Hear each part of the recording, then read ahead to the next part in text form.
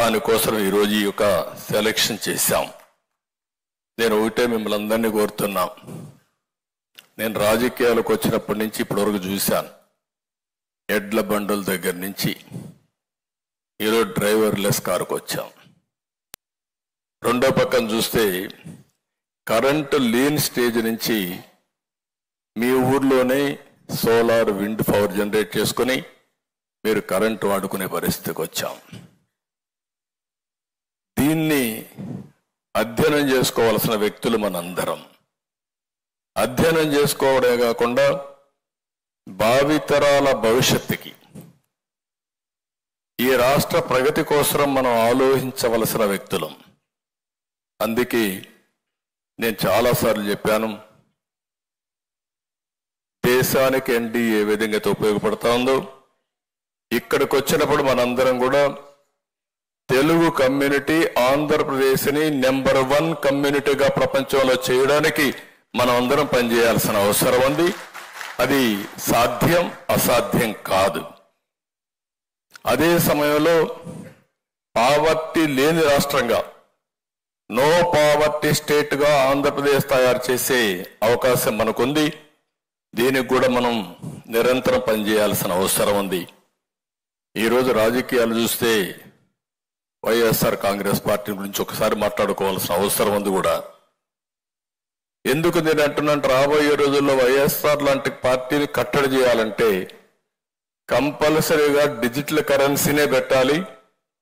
200-500 రూపాయలు కూడా రద్దు చేస్తే తప్ప వీళ్ళని కట్టడి చేయలేం. అంత దుర్మార్గులు వేరు.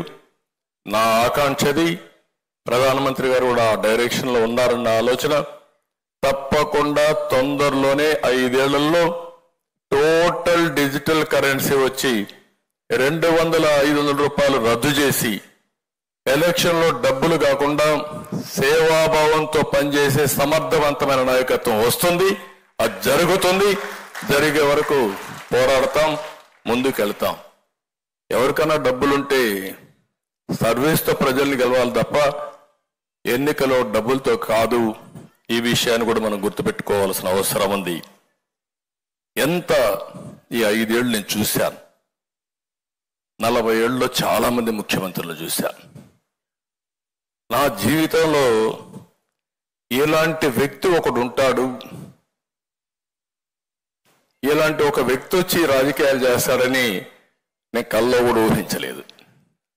నేనే కాదు, రాష్ట్రంలో ఎవడూ ఊహించలేదు నా లెక్క ప్రకారం.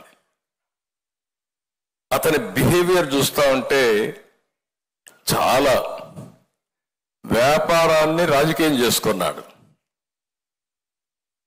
రాజకీయం చేసుకున్న తర్వాత ఎవరైనా సరే కొన్ని విలువలు ఉంటాయి, కొన్ని పద్ధతులు ఉంటాయి, కొన్ని ప్రాధాన్యతలు ఉంటాయి. ఎలాంటివి లేకుండా అనునిత్యం మీరు నోరిప్పితే అబద్ధాలు, బ్లాటెంట్ లైస్. ఒక ముఖ్యమంత్రిగా ఉండే వ్యక్తి ఇన్ని అబద్ధాలు చెప్పి మళ్ళా సర్వైవ్ అవుతాడు నా జీవితంలో ఎప్పుడు నేను ఊహించలేదు. చెప్పిన అబద్ధం చెప్పకుండా చెప్పేయడం. ఎవరైనా నువ్వు తప్పు చేశావు అంటే వాళ్ళపైన పడిపోవడం. ఇంకా పోలీసులు వచ్చేస్తారు, తప్పుడు కేసులు పెడతారు. వీళ్ళు ప్రభుత్వం తరపున బ్రహ్మాండమైన అడ్వకేట్లు పెడతారు. మన సొంత డబ్బులు పెట్టుకోవాలి. దీంతో రాష్ట్రం మొత్తం మీరు చూస్తే భయంకరమైన వాతావరణం ఫేస్ చేశాం. ఈరోజు కొంతమందికి నేను సీట్లు ఇవ్వలేకపోయి ఉండొచ్చు. వాళ్ళు చేసిన త్యాగం నా జీవితంలో ఎప్పుడూ మర్చిపోలేను. నా కళ్ళ ముందర కనపడొస్తున్నాయి. జైలుకు పోయారు, చాలా సఫర్ అయ్యారు, మానసికంగా క్షోభ అనుభవించారు, శారీరకంగా సఫర్ అయ్యారు. ఇవన్నీ ఎందుకు చేశారంటే నమ్మిన సిద్ధాంతం కోసం చేశారు. ఈరోజు మీరు కొన్ని ఎగ్జాంపుల్స్ మీకు చెప్తే ఎంత దారుణంగా ఉంటాయో ఒకసారి చూస్తే, ప్రతి ఒక్కటి ఫేక్ ప్రచారం. రేపటి నుంచి ఎన్ని ప్రచారాలు చేస్తారు నాకైతే తెలియదు. లేటెస్ట్గా చూస్తే బీజేపీ పార్టీ ప్రెసిడెంట్ కూడా రాజీనామా చేసేసిందని ఒక వార్త పెట్టేశారు. అంత మునుపు తెలుగుదేశం పార్టీ ఎన్డీఏలో ఉండడం ఇది తాత్కాలికమైన పొత్తు. పోలవరం, అమరావతి అన్నీ అయితే తప్ప మేమేం చేయడం లేదని చెప్పి ఇంకొక లెటర్ పెట్టేశారు నా పేరుతోనే. పురంధేశ్వరి గారు సరే మా ఫ్యామిలీ కావచ్చు, కానీ 30 ఏళ్లుగా ఆవిడ వేరే పార్టీలో ఉంది, కాంగ్రెస్లో ఉంది, కేంద్రంలో మంత్రిగా పనిచేసింది, ఇప్పుడు బీజేపీలో ఉంది, రాష్ట్ర పార్టీ అధ్యక్షులుగా పనిచేస్తుంది. ఎన్ని తప్పుడు వార్తలు రాయాలో అన్ని తప్పుడు వార్తలు రాసే పరిస్థితికి వచ్చారు. రాజకీయాల్లో ఉన్నప్పుడు చాలా కుటుంబాల్లో వివిధ రాజకీయ పార్టీల్లో కుటుంబ సభ్యులు ఉంటారు. వాళ్ళు నమ్మిన పార్టీ వాళ్ళు పనిచేసుకుంటారు. అలాంటిది ఎన్ని తప్పుడు వార్తలు పెట్టాలనో అన్ని తప్పుడు వార్తలు పెట్టారు.